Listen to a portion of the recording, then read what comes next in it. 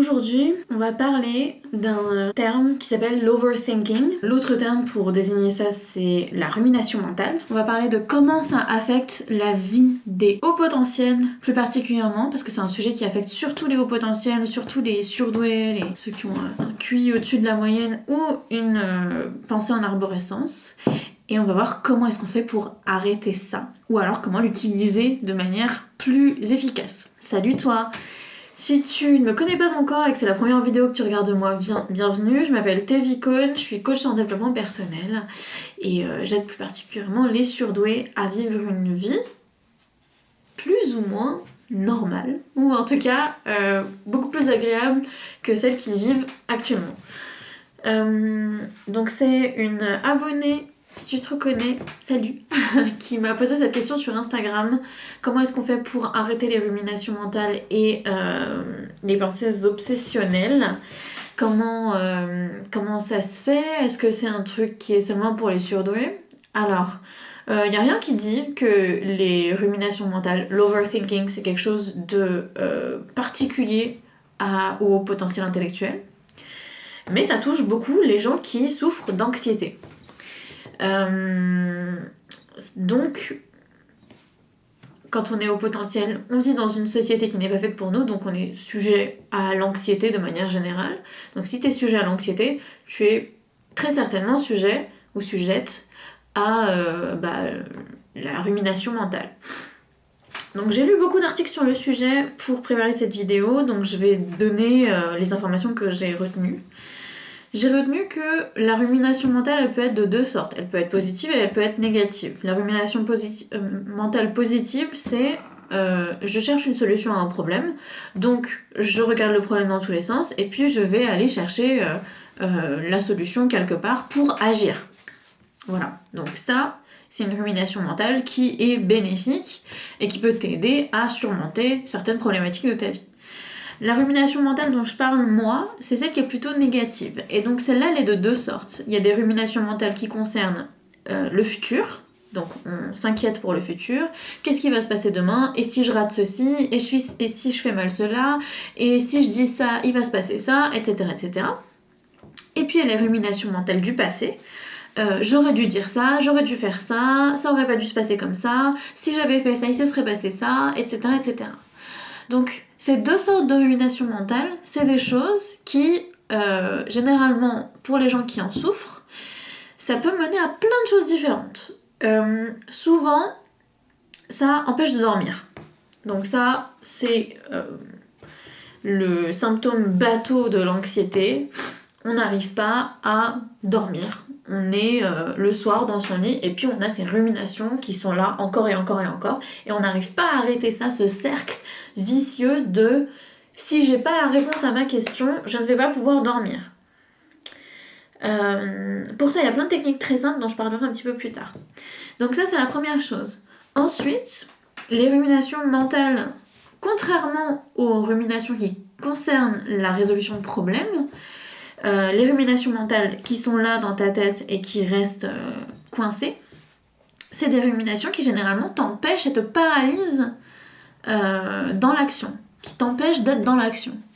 Et c'est ça qui est le plus handicapant. C'est-à-dire que tu rumines pour avoir la solution à un problème, et puis plus tu réfléchis et moins tu agis. C'est-à-dire que plus tu essaies de trouver la solution parfaite au problème, et moins, finalement, tu résous le problème. Et donc, au lieu de faire quoi que ce soit, tu restes paralysé comme ça, toute la journée, à n'avoir finalement rien fait, parce que tout s'est passé dans ta tête. Et ça, c'est le plus terrible. C'est que, au fur et à mesure, on a envie de faire quelque chose de parfait, puis au final, on fait rien du tout. Et ça, c'est aussi un symptôme de l'anxiété qui est très très fort.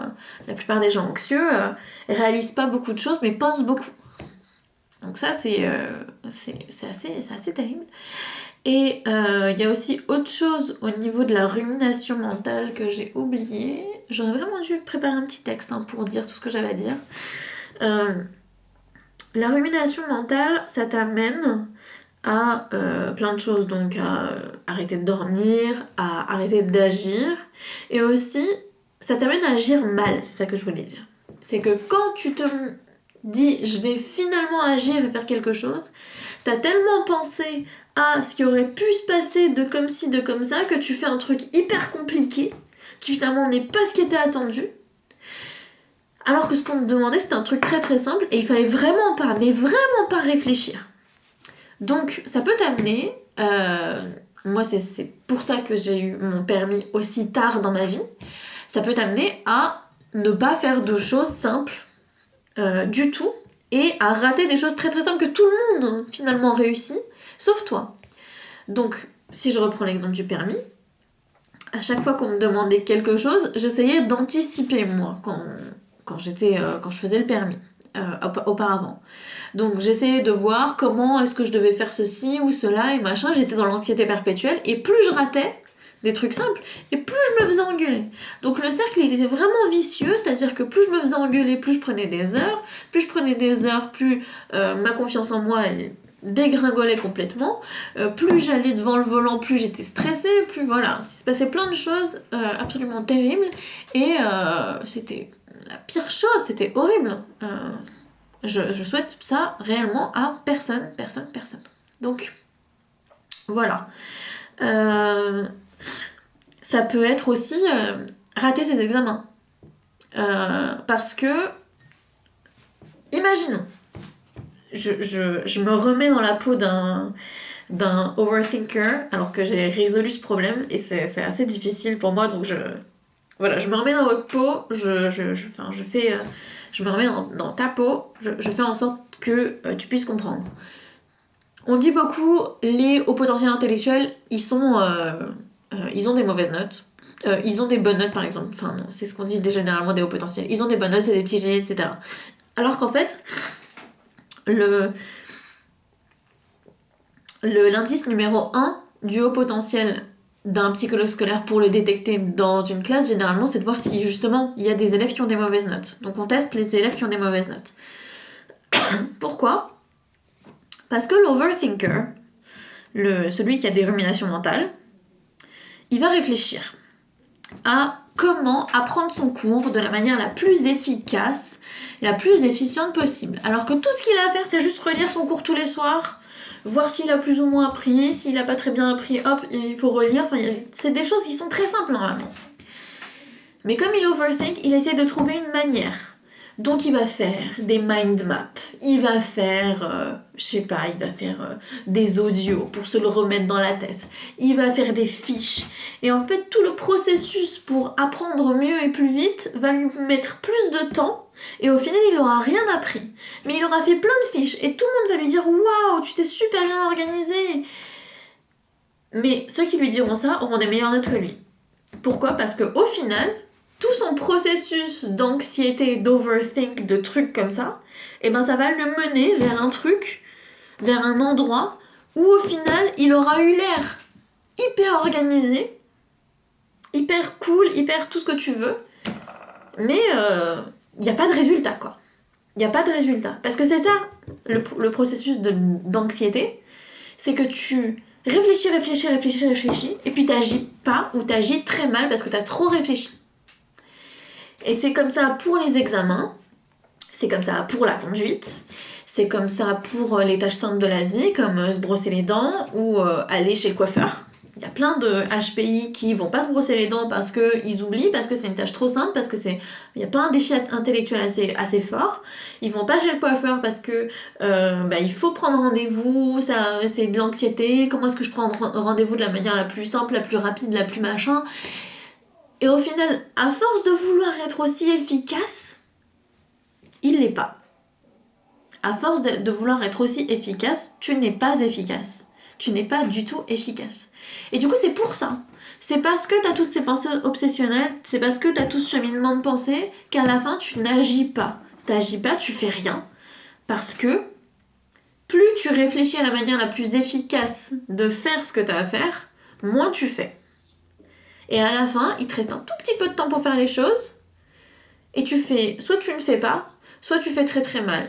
Parce que tu aurais pu faire de l'essai-erreur pendant tout ce temps où tu réfléchissais, c'est-à-dire agir, et tu n'agis pas. Et c'est terrible, parce que c'est vraiment un drame de sentir qu'on a les capacités pour le faire, de sentir qu'on est intelligent, de sentir qu'on a quelque chose à donner en fait, et au final pas pouvoir délivrer nos capacités. Et c'est ça que j'aide à faire. C'est ça, c'est-à-dire que tandis que c'est trop bien en fait d'aller chez un psy et de trouver les problèmes et de comprendre son comportement. Mais à la fin, une fois que tu as tout compris, que tu as compris toutes tes problématiques, bah, il faut agir. Et il faut qu'il y ait du résultat. Et c'est ça en fait qui te débloque. C'est pas seulement le fait de comprendre qu'il y a de la douance intellectuelle et que t'as un mode de fonctionnement qui est pas le même que les autres. C'est pas seulement ça en fait. Ce qui va réellement te libérer à la fin, c'est les 20% restants où tu vas apprendre à agir de telle manière à ce que tu aies enfin des résultats. Et ça, c'est ce que j'aide à faire. Donc si tu as envie d'en discuter avec moi, si tu as des questions et tout, tu peux mettre un pouce bleu sous cette vidéo et laisser un commentaire en bas dans la description. Mais ce que je t'invite réellement à faire, c'est que je suis beaucoup plus active sur Instagram. Donc si tu as une question, pose-la sur Instagram. Mon compte est dans la description. Et je suis beaucoup plus réactive, donc je répondrai beaucoup plus vite. Et ça m'aidera à faire connaissance avec toi, parce que voilà, c'est un peu impersonnel YouTube ou voilà. Et si mes services t'intéressent, et ben on en discutera et on fera peut-être un appel ou un Zoom ou un truc, j'en sais rien. Voilà. Mais en tout cas, si t'as une question, viens me la poser sur Instagram, ça sera plus facile pour moi et on pourra discuter de manière un peu plus efficace. Voilà. Dernière chose que j'aimerais dire maintenant à la fin de toutes mes vidéos, c'est on peut se remettre de tout. On peut se remettre de tout. Et c'est mon motto dans la vie. J'ai vécu plein de trucs très très durs et je m'en suis remise.